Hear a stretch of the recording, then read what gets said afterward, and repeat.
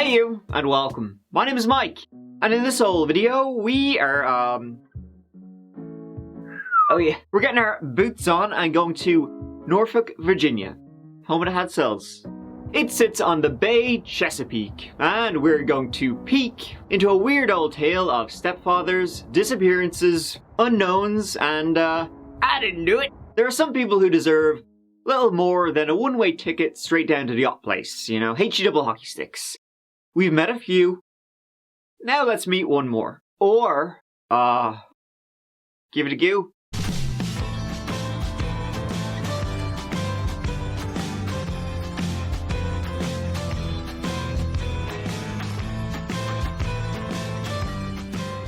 So, folks, we are going to Norfolk, Virginia. Home of, well, let's see here. We got about 240,000 people. Nice. Home of the world's biggest naval base. Can I get a toot-toot? And of course, the city is also home to lots and lots of buildings. And parks. Things that make you say, yep, it's a city alright. It's a friendly city, an artist city, a party city. Education, you can give it a go with 4 universities in town. Wanna blow shit up?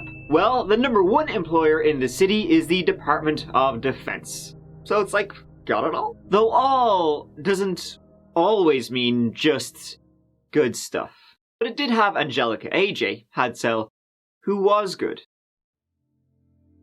AJ Hadsell was born in August 1996 from Chesapeake, which is all part of the Norfolk, Chesapeake, Virginia Beach area.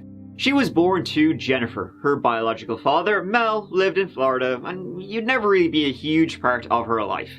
Mel and Jennifer's relationship unraveled soon after her birth. And so AJ's mother would meet a man named Zach, who helped raise AJ. He would be a strong father figure for AJ growing up, and they became very close, but unfortunately, that didn't work out, so she eventually met Wesley Hadsell, AJ's adoptive father, as of 2012.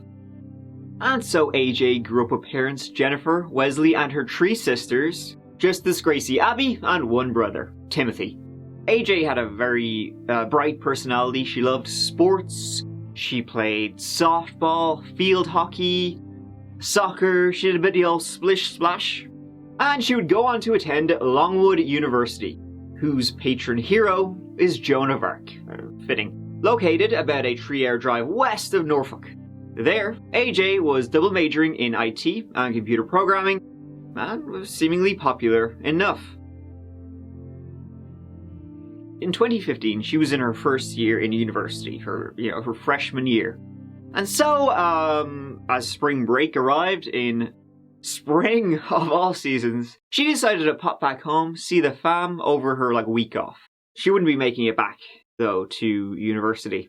On Friday, the 27th of February, she arrived back in Norfolk, back to the family home after, finishing classes for the day. Over that weekend, she hung out with her sisters, went shopping, enjoyed her time back home. She would be due to remain there for the week, but then Monday happened. That day, 18-year-old AJ was last seen by her stepfather, adoptive father now I guess, Wesley. She was last seen by others, though, in the family home in the Tarleton area of Norfolk. And then she simply left. She was at home, her parents were coming and going. She was there 1 minute, the next she wasn't. It was the next day, Tuesday the 3rd of March, she was reported missing at 9:15 p.m. after, no one was able to get through to her. AJ's jacket, truck, wallet were still in the house, but some clothes were missing. And a note was on the table, supposedly written by AJ herself. It read, "With everything going on, it's a lot to deal with." Jennifer would say that note didn't make sense to her. Kind of written in a very depressed, almost suicidal kind of way. AJ's sister would be like, that doesn't sound like AJ. At all. AJ wasn't depressed at the time. She had recently just broken up with a boyfriend, but she was enjoying college. She was finding college quite stressful. She was getting a lot of migraines. But other than that, she was grand. This is a horrible nightmare that I feel like I should be waking up from at any moment. It's been 4 long days for Jennifer Hadsell. I do believe that she is safe. 18-year-old AJ was home on spring break from Longwood University in Farmville, and while she told family she was stressed out, Mom says this behavior is far from normal. She's a freshman in college. She moved away from home. You know, just your normal everyday life stresses. Jennifer heard from AJ by text message for the last time Tuesday morning. She wrote that she was okay, but not ready to return home. But the question remains, was it AJ or someone else on the other end of the phone? Some of the things that were said were just, they were not her. They were off.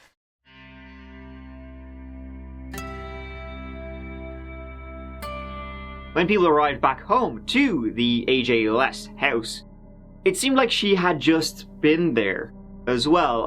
There was music playing, you know, on the speakers. Her laundry was like half folded, as if she was doing it herself and then had to rush. And the last time AJ was seen herself was kind of like up in the air by different people. Like her mother seen her on that 2nd of March to Monday at about like 7:30 a.m. as Jennifer, she was out to work. She seen AJ that morning. Then later on in the day, Wesley said he met her at a gas station. Yeah, give her a few bob for a college student and all that. And then a neighbor would say later on that evening, they seen her driving down the road. The search for missing AJ was on, with, at the time, no indication of foul play, but they needed to know she was okay. The leads were few and far between to begin, and they had sweet fuck all to go on. A few days into the search, a neighbour was interrogated by police for 12 hours after he found a piece of her credit card in the street beside his home. He had dated AJ in middle school and lived just around the corner, but the police were taking this very seriously. Now, this neighbour, who found a piece of her credit card outside his house, and like I said, he had dated AJ in middle school and they remained friends. His name was Corey French, and he would later go off and join the army, like he was joining it just a couple of days later. But after the investigation into missing AJ began, he had a terrible time, poor fella. One time he opened his front door to find a box. Written inside the box was, "We know," like the Dark Brotherhood were after him. And another incident was when Wesley Hadsell, distraught father just trying to find his daughter, he broke in to Corey's house, you know, having a hunch Corey had something to do with whatever happened to AJ. For some reason, I guess because he found the credit card and, you know, must have had something to do with it, Wesley became convinced, absolutely convinced, that Corey was behind whatever happened to AJ. And so when Corey was out one day, he broke into his house, he punched his dog, a St. Bernard, son of a bitch, but his break-in wasn't for naught. Wesley found AJ's jacket in Corey's house, if you can believe it. It's hard. Wesley then said to one of AJ's friends, who was helping to search, "Hey, guess what I found at Corey's house?" You know. By the way, he also would go around saying he had lots of guns, and was a member of the Aryan Brotherhood.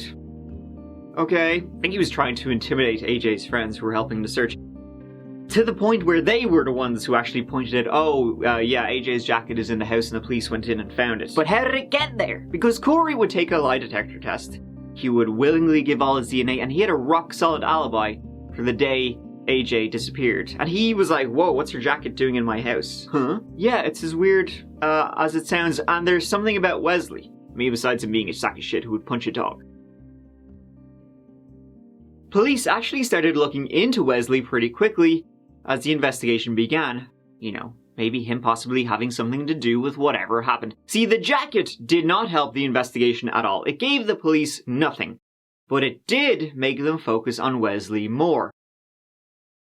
And the police pretty swiftly figured out that, well, the most logical thing is that Wesley actually just broke into his house and planted the jacket there. So Wesley actually got in shit for interfering with the investigation. Now, Wesley also had quite a lengthy criminal history going back to 1996. I'll zip through it a little bit because, as I said,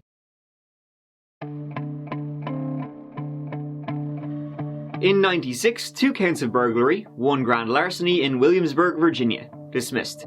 4 days later, 1 count of burglary, for which he did a year inside. He never did more than 4 years inside, actually. What else did he do? We got burglaries, forgery, assault, domestic violence, rape, kidnapping, and bank robbery.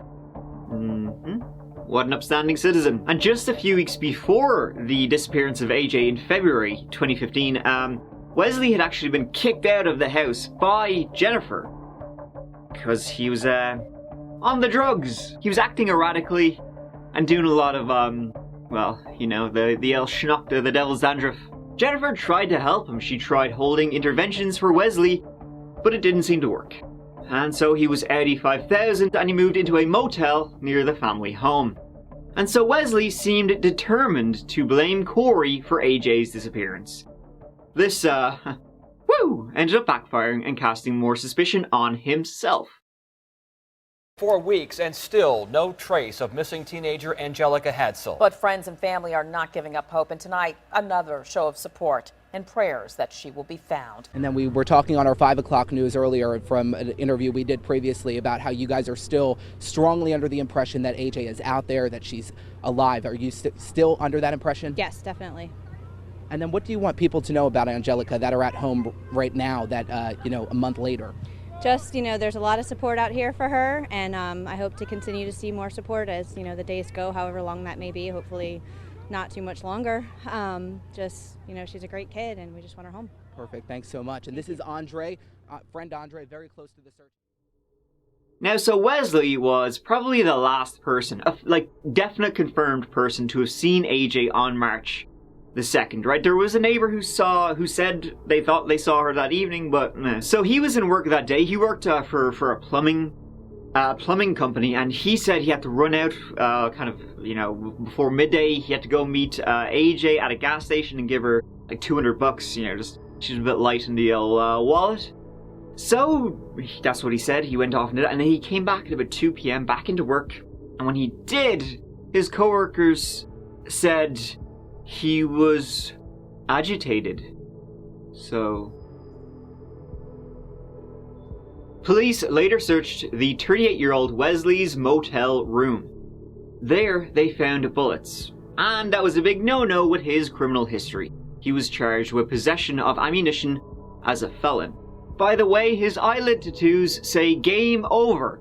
Boy howdy, he nailed that one. You're told these charges are not connected to Angelica's disappearance. Yeah, Deanna, Wesley Hadsell was arrested on charges of obstructing justice, possessing ammunition after a felony, and breaking and entering. He doesn't deny any of those charges, but one thing he does deny from jail is that he knows anything about where Angelica could be tonight. I do anything for my daughter, my wife, my kids, and they make it sound like I do anything to keep myself out of trouble. Hadsell believes his daughter was taken, which is why he says he broke into the home of the person he believes took his daughter against her will March 2nd. I couldn't sit a minute away from where my daughter may have been. Hadsell admits to breaking in and spending roughly 18 minutes inside the home, tearing through trash cans, peeling back carpet, even punching the family's dog out of anger. A search of the couch uncovered Angelica's jacket, he says. Found my daughter's jacket in his couch, rolled up behind the cushion. It's my daughter, Angelica Hadsell. She's been missing since March 2nd. Here it is, I do believe it's March 25th. It's 23 days. No contact, no communication, no social media, no anything. She's still out there missing. And in light of recent events, with my name in the media, with what's going on here, I would implore people to put her back at the front lines of this. It does not matter what I have or have not done. Then they searched his work van.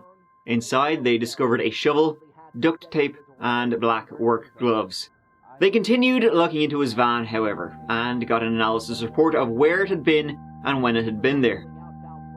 In April 2015, about a month after the disappearance, the GPS analysis came back. And the day after AJ was last seen, on March the 3rd, it had been to an abandoned house near the North Carolina border, about an hour's drive away.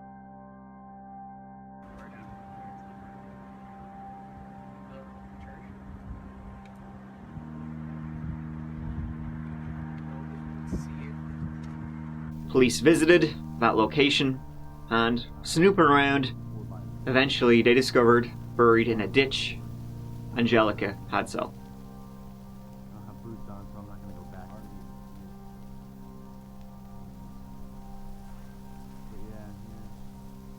Her cause of death was first listed as homicidal violence.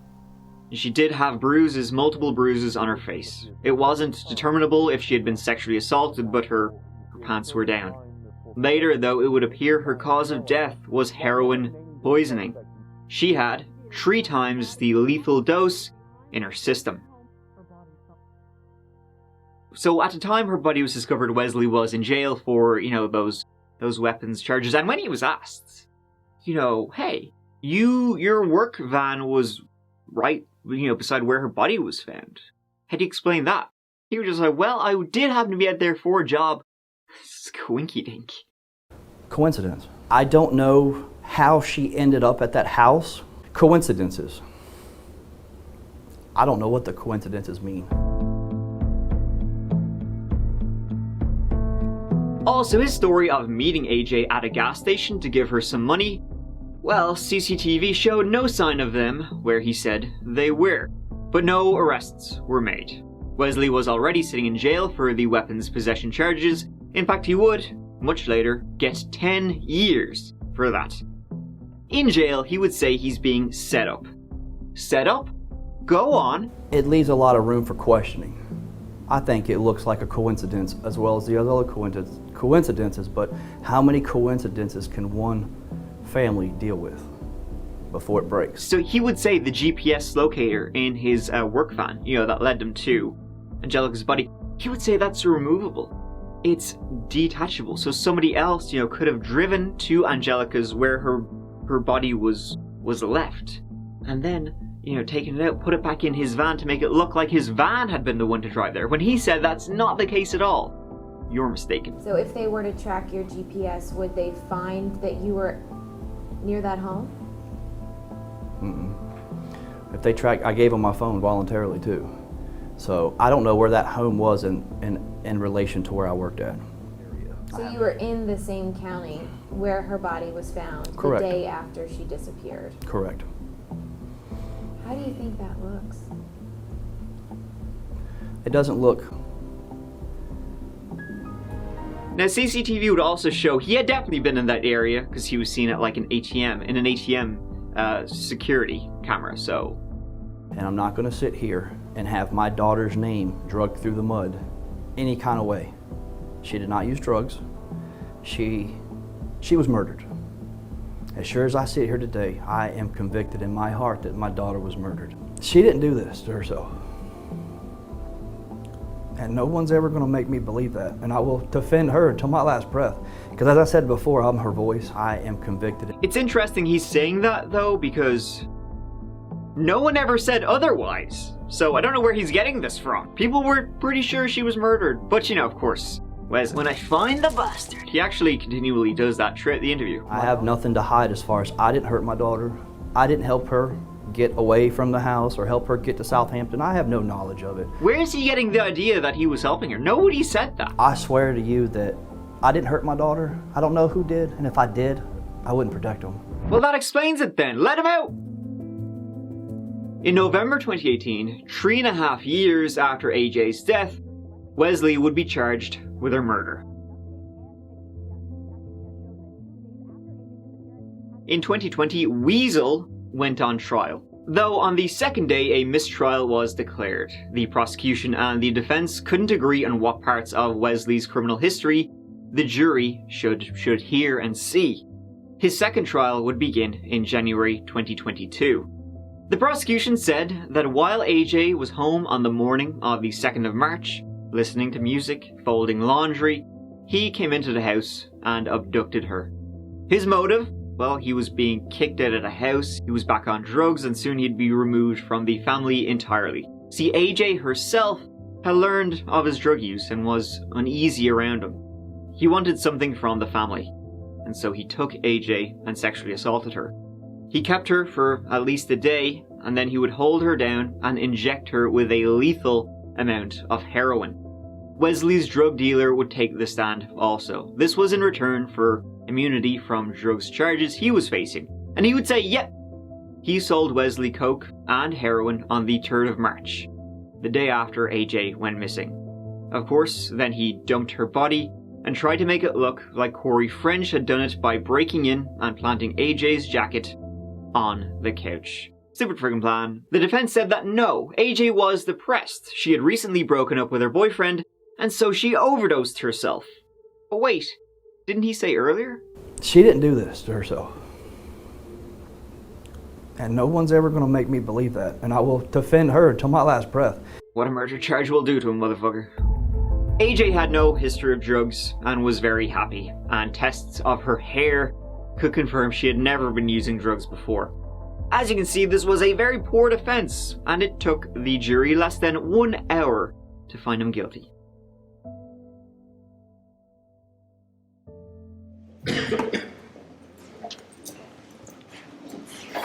Let's go.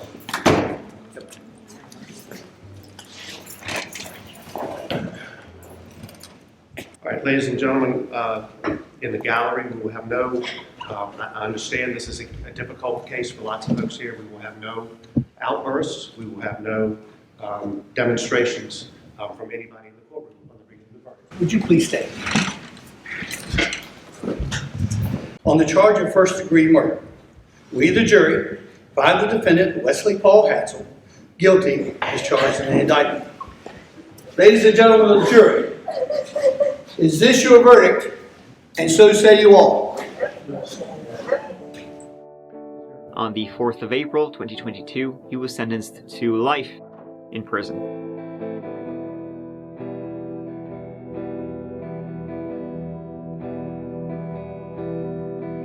We will never know the true circumstances or motives of what really happened between Wesley and AJ, but it was horrific. And Wesley, of course, says he's disgusted by this. He was pleading not guilty. He says he's going to appeal. And it's just a conspiracy out to get him. The Reptoids at it again. But, you know, he had a criminal history of, you know, similar, not murder, but, you know, almost. And history is instructive. Time is a flat circle, and all those kind of things. But Wesley says, I do know that I am innocent and that I will work very hard to prove the fact. Wesley Hadsell sits in a yellow jumpsuit at the Tidewater Regional Jail, staring down the very real possibility this is how he'll spend the rest of his days. Did you kill AJ? No, ma'am. The jury says he did. What went through your mind? What did that moment feel like? Give us some insight. I wasn't going to break down. I'm not going to accept that verdict. There was no smoking gun in this case. The prosecution never even proved how Hadsell gave AJ the heroin that killed her. The most damning evidence against him is that police found AJ's body by following the GPS history from his work van to an abandoned home in Southampton County. How did AJ's body get behind that house? I don't know. I tell you this, I was never behind that house. So are you saying you're set up? I mean, bottom line is there's other things at play here that I can't speak on because I don't know. I would not have put my daughter out there like trash in someone's backyard and left her there like that. but Wesley can't weasel his way out of this one. I am convicted. Thank you so much for watching. I hope you enjoyed the video, found it interesting. Something along those lines. Anyway, right, appreciate it. And here, go on. I'll see you as always real soon in the next old video. Until then, though, please, you know, take care of yourselves. Because I love you. Bye.